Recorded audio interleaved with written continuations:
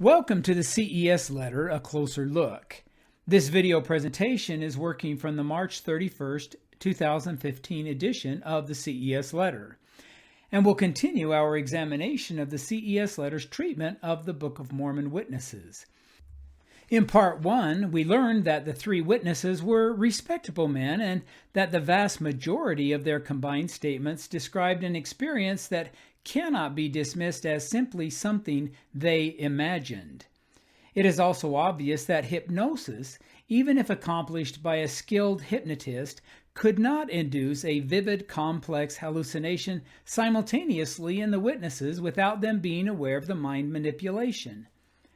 A variation on the idea of a hypnotic trance alleges that Joseph did not use hypnosis, but instead induced a religious frenzy in the witnesses, during which he interjected the hallucination into their thoughts or somehow coached their emotionality into seeing things that were not present.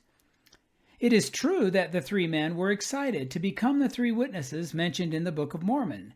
2 Nephi 27 verse 12 reads, "Wherefore at that day when the book shall be delivered unto the man of whom I have spoken, the book shall be hid from the eyes of the world, that the eyes of none shall behold it, save it be that three witnesses shall behold it by the power of God, besides him to whom the book shall be delivered, and they shall testify to the truth of the book and the things therein."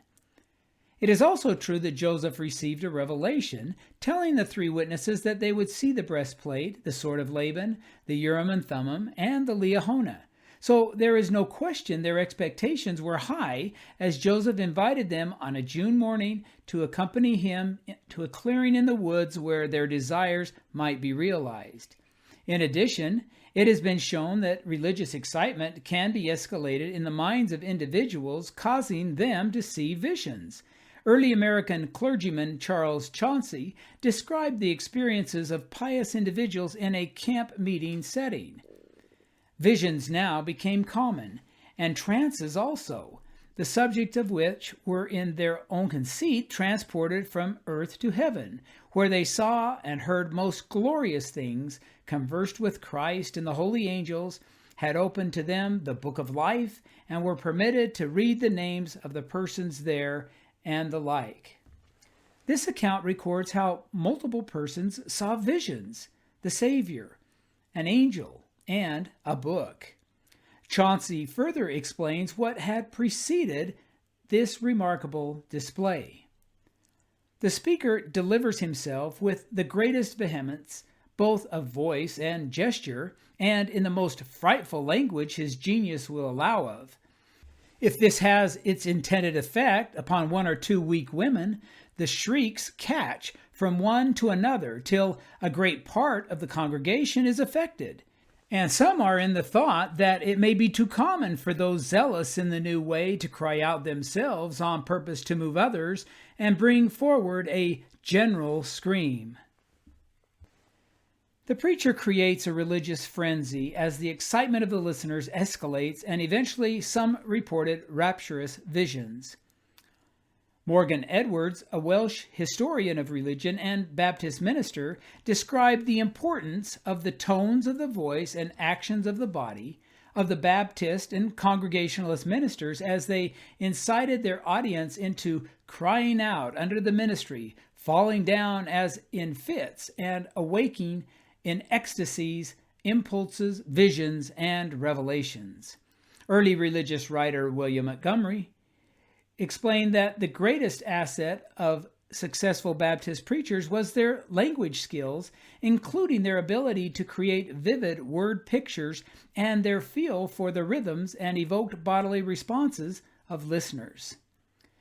Could it be that Joseph Smith used these techniques to induce hallucinations in the three witnesses? Fortunately, all three left statements regarding their experiences.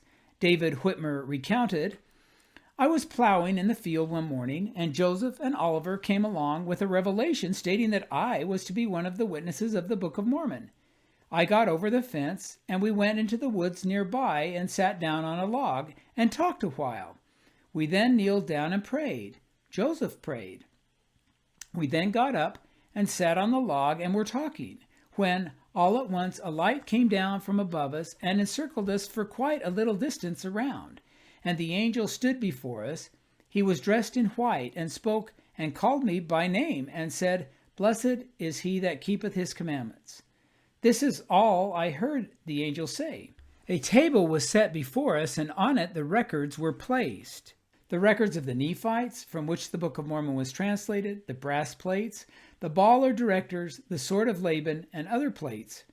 While we were viewing them, the voice of God spoke out of heaven, saying that the book was true and the translation correct.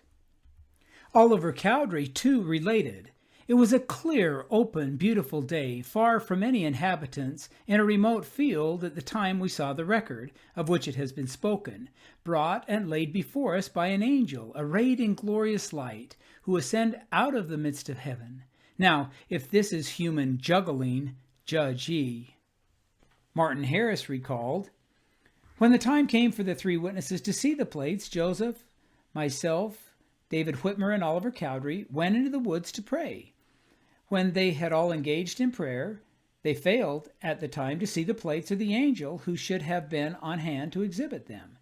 They all believed it was because I was not good enough, or, in other words, not sufficiently sanctified. I withdrew. As soon as I had gone away, the three others saw the angel and the plates. Martin also related, After they, David Whitmer, Joseph, and Oliver, had been visited by the angel, the prophet then came over to me where I was praying, and I asked the prophet to pray with me. After praying some time, the angel appeared with the gold plates, and I saw, with these two eyes, the angel stand with the gold plates in his hand, and I saw him turn leaf by leaf the plates of gold. And I also heard the voice of the Lord saying that these words were true and translated correctly. Concerning Martin's experience, David Whitmer remarked, I don't think he saw all that we did. But then David declared, Our testimony, as recorded in the Book of Mormon, is strictly and absolutely true, just as it is there written. Joseph Smith's role in these described experiences places him praying and engaging in talking. There is no mention of antics that could be interpreted as trying to induce either a state of hypnosis or whipping them into a religious frenzy. The multiple descriptions are very consistent with each other. It seems that only by embellishing these accounts and fabricating details otherwise not present in the witnesses' statements, that Joseph's role can be redefined as that of a skilled hypnotist or expert revivalist preacher. The historical record shows that Joseph Smith did not embrace or display the flamboyancy of revivalist preachers or encourage the uncontrolled behaviors of enthusiastic religionists. Even so, such phenomena would still seem inadequate to explain the testimonies of the Book of Mormon witnesses.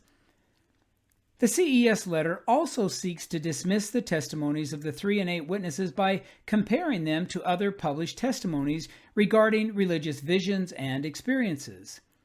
First is a comparison to James J. Strang's Voree plates.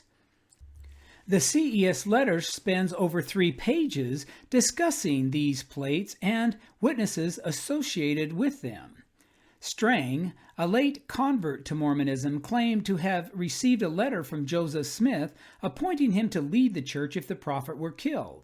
Strang also claimed to translate ancient plates as the Book of the Law of the Lord. Emulating the Book of Mormon, a testimony of 7 witnesses is included in this book that Strang professed to have translated. Comparing the witnesses' testimonies, however, illustrates important differences. For example, the straying witnesses reported no supernatural component, so their experience differed greatly to that reported by the 3 witnesses. At least one Strangite witness later denounced his project as mere human invention. Another Strangite witness later confessed to helping fabricate the plates. The witnesses, even after leaving the Strangite movement, expressed no concerns about continuing to bear the witness to what they had seen. The CES letter also compares the Book of Mormon testimonies to those found in an 1843 book entitled A Holy, Sacred, and Divine Roll and Book from the Lord God of Heaven, that was published in New Hampshire. It contains 269 pages, some divided with chapters and verses. The second half is an appendix comprised of multiple testimonials.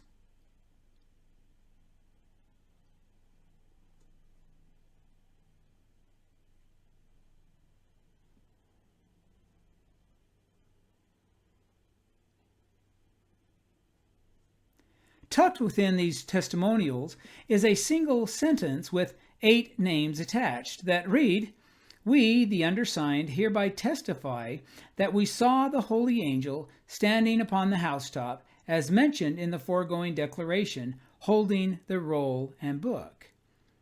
This has been reproduced in the CES letter. The CES letter seems concerned that Joseph only had 3 witnesses. While there are 2 similarities, important differences show that the 2 are very dissimilar. On page 62, the CES letter attempts to discredit the witnesses, writing, "This is what first counselor in the First Presidency and once close associate Sidney Rigdon had to say about Oliver Cowdery, a lying, thieving, counterfeiting man who was united with a gang of counterfeiters, thieves, liars, and blacklegs in the deepest dye, to deceive, cheat, and defraud the saints out of their property by every art and stratagem which wickedness could invent." The first 7 words are not part of the original quotation and are from an unknown source. The remaining statement is from a February 15, 1841 letter. The CES letter fails to include another portion of that same letter that specifically mentions the witnesses' testimonies of the Book of Mormon. We wish to remind you that Oliver Cowdery and David Whitmer were among the principal of those who were the means of gathering us to this place. By their testimony, which they gave concerning the plates of the Book of Mormon, that they were shown to them by an angel, which testimony we believe now as much as before you had so scandalously disgraced it. It is true that the witnesses and church leaders were in conflict, but both sides maintained that the witnesses' experience with the angel was true. The CES letter asks, what does this say about the witnesses and their characters if even the prophet and his counselor in the First Presidency thought they were questionable? Well, it shows that Joseph Smith was apparently not worried about the witnesses denying their testimony, even though if they had, it would have weakened his own credibility and the believability of his teachings and revelations. If Joseph had hypnotized them or induced a religious frenzy to manipulate their memories, he must have been certain that the experience was so real to all 3 of them that they would never deny it. That the witnesses were not co-conspirators with Joseph in a ruse to fool the people is supported. Clearly, they were more devoted to their testimonies than they were to Joseph Smith or to the church, which held them in high esteem, giving them honored positions wherever they went. Observers can judge the usefulness of the CES letter's treatment of the testimonies of the 12 witnesses of the Book of Mormon, of the 3 witnesses and the 8 witnesses, and Joseph Smith. If the coming forth of the Book of Mormon was not, as they portrayed in their statements, but instead emerged through some alternate process, what might it have been? To date, the naturalists' explanations involving hypnosis or religious frenzy seem inadequate. Such theories simply do not fit the evidence and include impossible assumptions. The reliability of the witnesses cannot be proven any more than the truthfulness of their declarations can be verified. But their existence does appear to be effective in fulfilling their original commission, just as it did immediately after their experiences with the angel. Joseph's mother, Lucy Mack Smith, recalled his feelings at that time. "You do not know how happy I am. The Lord has caused the plates to be shown to 3 more besides me, who have also seen an angel, and will have to testify to the truth of what I have said, for they know for themselves that I do not go about to deceive the people, and I do feel as though I was relieved of a dreadful burden which was almost too much for me to endure. But they will now have to bear a part, and it does rejoice my soul that I am not any longer to be entirely alone in the world."